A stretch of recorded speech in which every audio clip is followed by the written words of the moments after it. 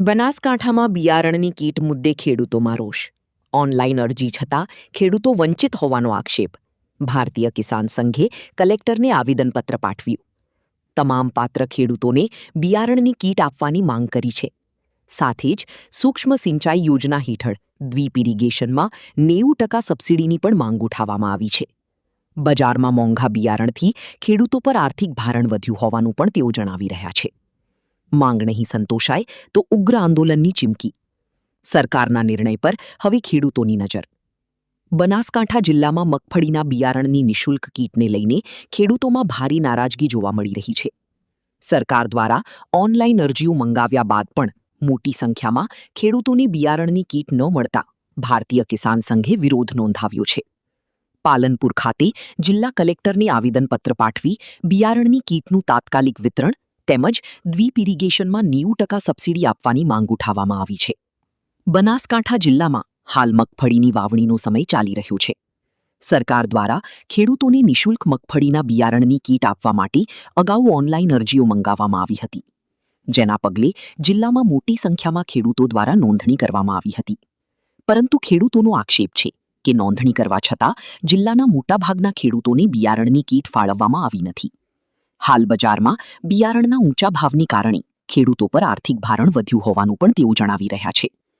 ભારતીય કિસાન સંઘના આગેવાનોના જણાવ્યા મુજબ સરકાર દ્વારા માત્ર ટ્રાઇબલ અને અનુસૂચિત જાતિ જનજાતિના કેટલાક લાભાર્થીઓને જ કીટ આપવામાં આવતી હોવાના કારણે અન્ય ખેડૂતો વંચિત રહી રહ્યા છે.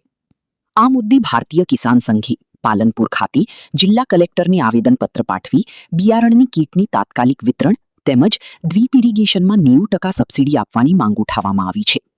સંઘે ચેતવણી આપી છે કે જો સરકાર દ્વારા વહેલી તકે ખેડૂતોની માંગણીઓનો ઉકેલ નહીં લાવવામાં આવે તો આગામી સમયમાં ઉગ્ર આંદોલન કરવામાં આવશે. સરકારની બિયારણ યોજના સામે ખેડૂતોમાં વધતો અસંતોષ હવે આંદોલન સુધી પહોંચે છે કે સરકાર ખેડૂતોની માંગણીઓ સ્વીકારી તાત્કાલિક પગલાં ભરી છે તેના પર હવે સૌની નજર રહેશે. આજે પાલનપુર મુકામે કલેક્ટર સાહેબને આવેદનપત્ર આપવા માટે સૌ ખેડૂતો ભેગા થયેલા છીએ. અમારી માંગ એવી છે કે સરકારે આઈ કિસાન પોર્ટેબલ પર ખેડૂતોને બિયારણ આપવા માટેની યોજના અમલમાં મૂકેલ. હવે ખેડૂતોની આ યોજના સમગ્ર બનાસકાંઠાના તમામ ખેડૂતો માટે હતી, પરંતુ પાછળથી હવે 3 જ તાલુકાને એનો લાભ આપવા સરકારે નિર્ણય કરેલ છે. તો ખેડૂતો પર સમાન ધોરણ દાખવવું જોઈએ. આ 3 તાલુકા સિવાય બનાસકાંઠાના બીજા તાલુકાને અન્યાય કેમ? સરકાર જો બધા તાલુકાઓને સરખો ન્યાય નહીં આપે તો ભારતીય કિસાન સંઘ દ્વારા ટૂંક સમયમાં આંદોલન કરવા માટેનો કાર્યક્રમ નિયત કરવામાં આવશે. આજે અમારી રજૂઆત છે કે મગફળીની નોંધણી જે ખેડૂતોએ બનાસકાંઠાની કરાવી હતી, ટોટલ બનાસકાંઠાના ખેડૂતો એક ગામમાંથી કમસે કમ 50-60 ખેડૂતોએ નોંધણી કરી છે. સર્વર ડાઉન હોવા છતાં બી ખેડૂતો 2-3 દિવસ બગાડી નોંધણી કરાવી છે. ખેડૂતને આશા હતી કે ખેડૂત 17,500 સરકાર આપશે, પરંતુ સરકારશ્રીએ ફક્ત 3 તાલુકાને ધાનેરા, દોતા અને અમીરગઢ તાલુકાને આપવાનું, એ ટ્રાઇબલને આપવાનું કર્યું છે, પેલા ખેડૂતો આપવાનું નથી. તો ખરેખર ગુજરાત સરકારને અમારી વિનંતી છે કે સરકારશ્રી આ બધા ટોટલ બનાસકાંઠા બધા ખેડૂતોને આપવા માટે 17,500 આપવા જરૂરી છે. નહીં આપે તો ખેડૂતો ખૂબ પરિસ્થિતિ ખરાબ છે. વરસાદ આવતો નથી, બિયારણ છે નહીં, માટે આર્થિક સહાય માટે 17,500 દરેક ખેડૂતના ખાતામાં નાખી અને ખેડૂત પગભર થાય પ્રયત્નો કરવા ખૂબ જરૂરી છે. જો આ વસ્તુ નહીં કરવામાં આવે તો ભારતીય બનાસકાંઠાના ખેડૂતોને સરકારે જાહેરાત કરી હતી કે 150 કિલો મગફળી કે 17,500 રૂપિયા મગફળીના બિયારણ માટે. આ વર્ષે બિયારણ ખૂબ મોંઘું છે, ત્યારે ખેડૂતોને ખૂબ સંતોષ થયો હતો કે અમે મગફળી વાવી શકશું અને આ વખતે દુષ્કાળ હાલની પરિસ્થિતિ છે એમાં બચી શકીશું.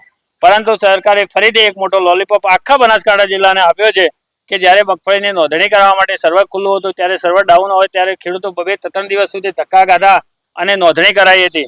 ફરીથી જ્યારે એનો સમય પૂરો થયો ત્યારે ફરીથી અમને ચાલુ કરીને જાહેરાત કરી કે 7 દિવસ સુધી અમે ફરીથી ચાલુ કરીએ છીએ અને વાહવાહી કેવરાવી હતી.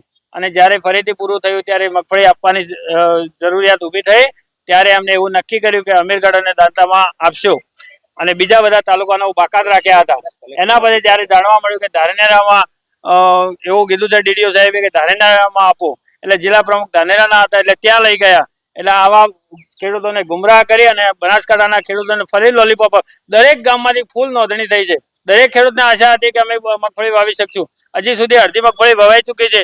બિયારણ જેને મળવાનું છે એ પણ નથી મળ્યું અને બાકીના તાલુકાને બાકાત રાખ્યા. તો કેમ બાકાત રાખ્યા છે એવું અધિકારીઓ કહેતા હોય છે કે ગયા વર્ષે અમે આપ્યું તો એમને નથી આપવાના. તો ગયા વર્ષે દરેક તાલુકાના ગામ દીઠ 2-3 ખેડૂતોને જ આપ્યા હતા.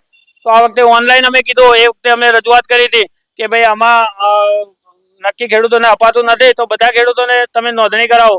તો એમને ઓનલાઈન નોંધણી કરાવી, બધા ખેડૂતોએ નોંધણી કરાવી. તો હવે આપવામાં આનાકાની કરે છે. એની સામે ભારતીય કિસાન સંઘનો ખૂબ મોટો વિરોધ છે. આ નેતાઓ એમના વિસ્તારમાં જે લઈ જવાની નીતિઓ છે તે ખોટી છે. જિલ્લા પ્રમુખ બનાસકાંઠાના પ્રમુખ છે, એ એકલા ધાનેરાના નથી. આખા બનાસકાંઠાને ન્યાય આપવો જોઈએ. નહીં આપે તો અમે આવનાર સમયમાં મોટું આંદોલન કરીશું.